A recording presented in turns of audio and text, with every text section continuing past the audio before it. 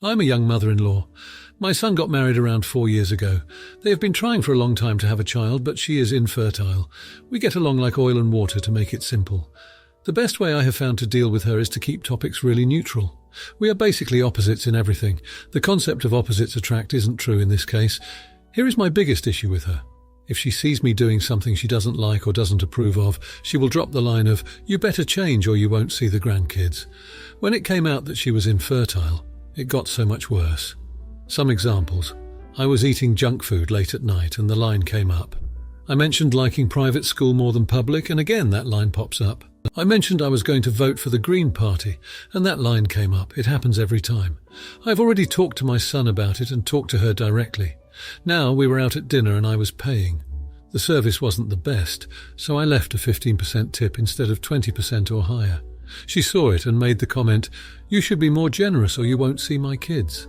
I snapped and told her, "What grandkids, since you aren't giving me any?" She started crying. My son is pissed, and I'm wondering if I should apologize. Also, I know I will get comments about adoption or IVF. They are against both of those, since IVF isn't natural and adoption is buying a child. Those are their words. Now for a few comments for the first update. Comment 1. Not the idiot if she wasn't being such a jerk and so stupidly manipulative about kids she knows she can't even have. Then she wouldn't have gotten such a response back. You know you're infertile. You know kids are a low chance, and still you want to use that as your way of manipulating someone into acting how you want them to act. That just seems unintelligible to me, and like you're asking for a reality check, which is exactly what OP gave her. Was OP's comment mean? Yeah, but it was also a reality check that daughter-in-law needed to hear because of how she was acting. So in my opinion, OP gets a pass because she never would have made that comment if the daughter-in-law wasn't being such an insufferable, manipulative shrew. Comment 2. Not the idiot. Kids are an off-limits topic to most, simply out of respect. Her constant bringing up the fact is how this topic even got put on the table. It's also fine to not like someone. What is not fine is throwing our arbitrary and meaningless threats covered in cheeky one-liners versus setting real boundaries if she felt like you were so awful.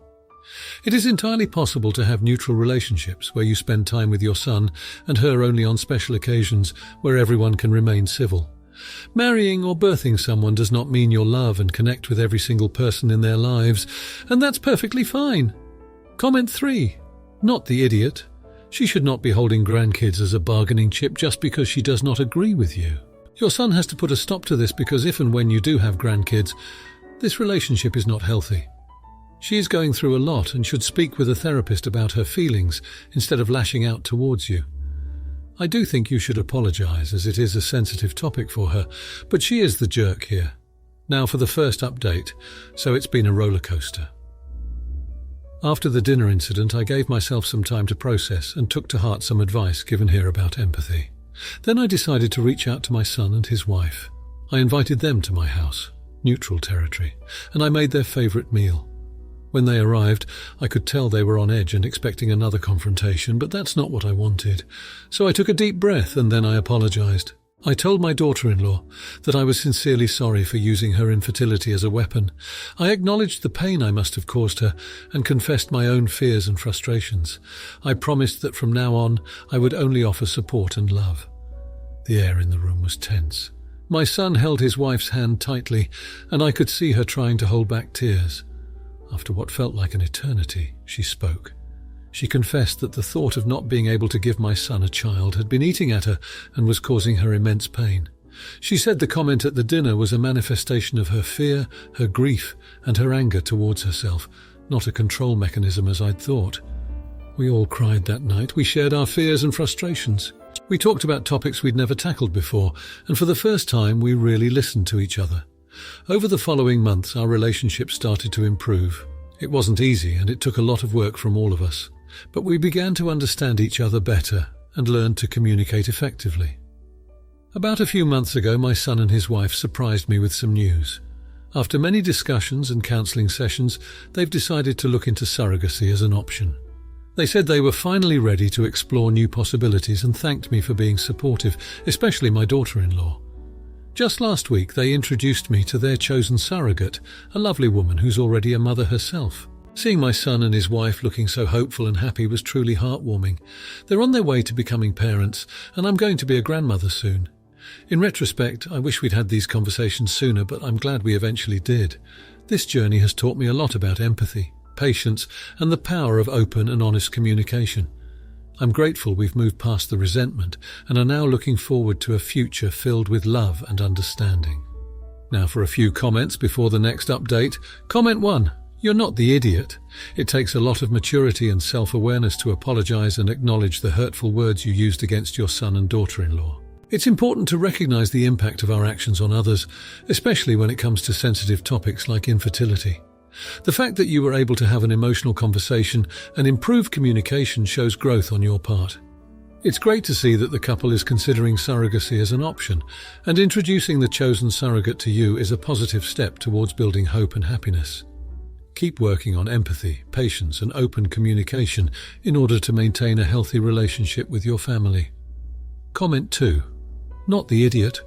While it's never easy to admit our mistakes, you showed a lot of courage by apologizing to your son and daughter-in-law for using her infertility against them. It's clear that this confrontation led to a deep, emotional conversation that ultimately improved communication and understanding within your family. It's heartwarming to hear that the couple is now considering surrogacy as an option and that you have been introduced to the chosen surrogate. This experience has taught you valuable lessons about empathy, patience, and the importance of open communication. Your willingness to grow and learn from this situation is commendable. Comment 3. You're the idiot. Despite the positive outcome of improved communication and understanding, it's hard to ignore the fact that you resorted to using your daughter-in-law's infertility against her during the confrontation. While it's great that you eventually apologized and took responsibility for your actions, the damage may have already been done. It's important to remember that infertility is an incredibly sensitive topic, and using it as a weapon in an argument is never acceptable. The fact that the couple is considering surrogacy shows their resilience and willingness to move forward, but it doesn't erase the hurt caused by your words. It's crucial to continue working on empathy, patience, and open communication to rebuild trust and ensure a healthy relationship moving forward. Now for the second update, the suspense started brewing the day we met the surrogate, a bubbly woman named Clara. She was warm, kind, and charming, which made it hard to not like her, but something about her story didn't add up. She mentioned that she'd already carried 2 surrogate pregnancies, but seemed vague about the details. I brushed it off at first, attributing the inconsistencies to nerves or forgetfulness. One day, while dropping off some groceries at my son and his wife's house, I noticed a stack of bills on their kitchen table, all addressed to Clara. This struck me as odd. Why would their surrogate be receiving mail at their address? I couldn't help myself. I glanced at the topmost bill. It was from a fertility clinic, a late notice for a payment of $20,000. My heart dropped. I confronted my son about it, but he dismissed me, saying they were just helping Clara manage her finances. His anger flared when pressed further, accusing me of meddling and causing unnecessary drama. So I backed off, but not before vowing to get to the bottom of it. In the weeks following, Clara's behavior started to change. She was less cheerful. Her usual vibrancy dimmed. When I asked about it, she brushed me off, a stark contrast from her earlier openness about her life. It felt like she was hiding something. Then came the day of the pregnancy test. We were all anxiously waiting for the news, hoping for the best. The doctor came out, his face a neutral mask, and announced that Clara wasn't pregnant. The room fell silent. I could see the disappointment etched into my son's face and could only imagine the heartache his wife was feeling. Clara, however, looked more relieved than upset. Somehow it seemed as if she knew this was coming. We left the clinic in a cloud of despair, but I couldn't shake off my suspicions. As we prepared to navigate this painful setback, my mind was filled with questions. Why wasn't Clara pregnant? Why was she so evasive? And what about that overdue payment? I knew I had to tread lightly, especially considering the volatile state of emotions. But something wasn't right. The answers were out there, and I was determined to find them. Little did I know this was just the beginning of a whirlpool of secrets and lies that would soon come crashing down. Now, for a few comments before the next update. Comment 1.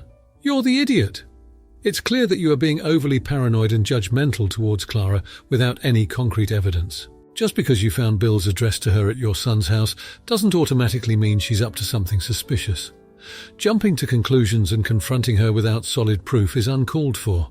Instead of assuming the worst, try having an open and honest conversation with Clara to address your concerns and give her a chance to explain herself.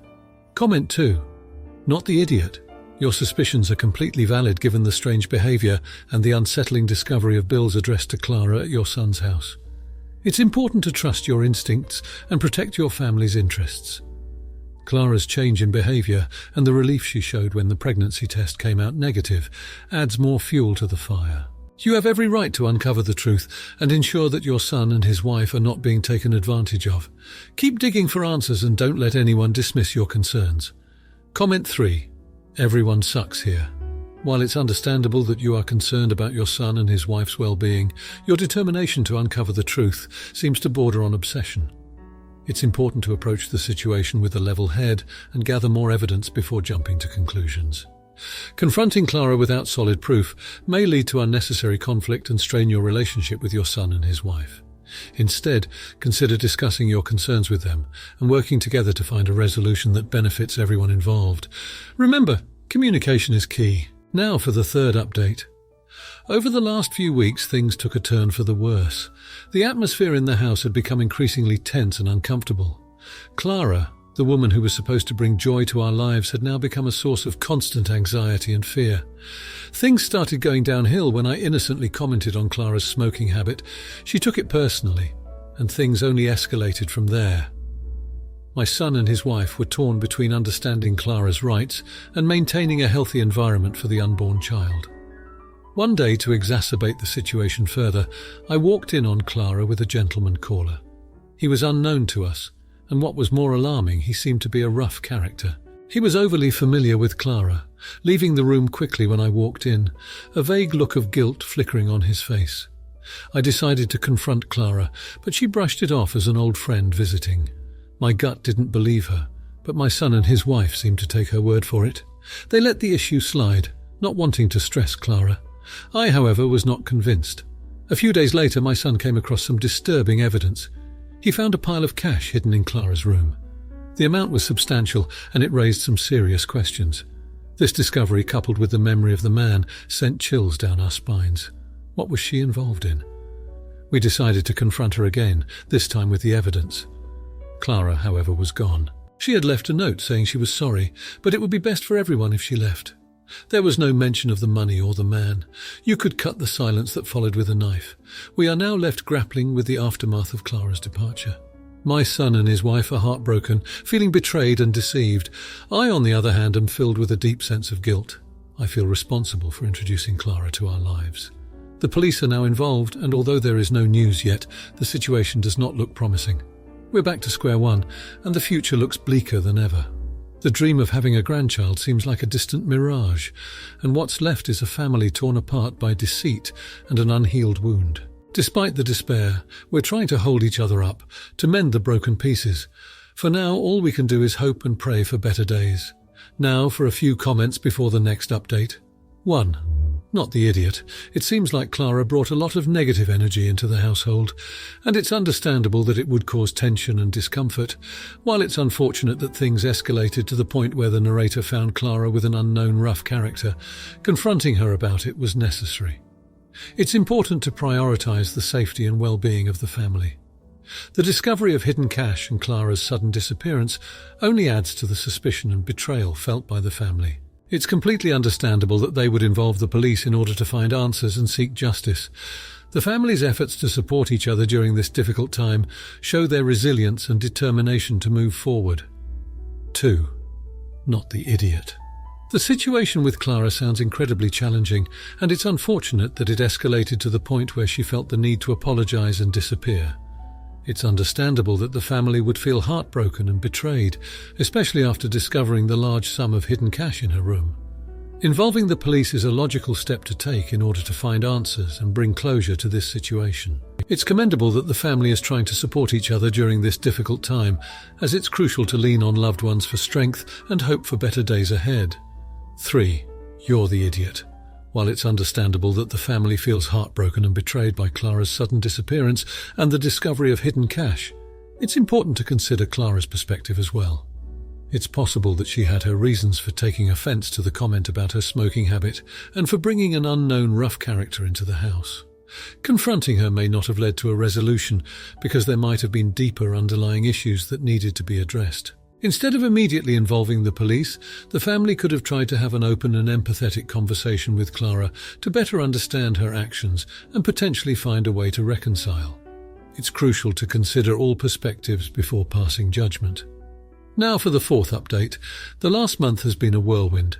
With Clara's sudden disappearance and the ongoing investigation, our lives have been anything but normal.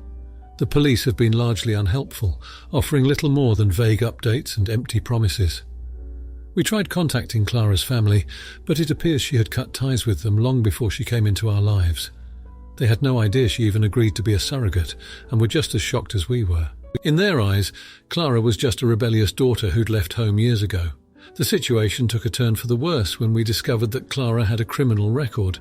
Apparently she'd been involved in a couple of fraud cases, which she'd neglected to mention during our initial conversations. The agency we used to find Clara had clearly failed to do a thorough background check, and now they're facing a lawsuit.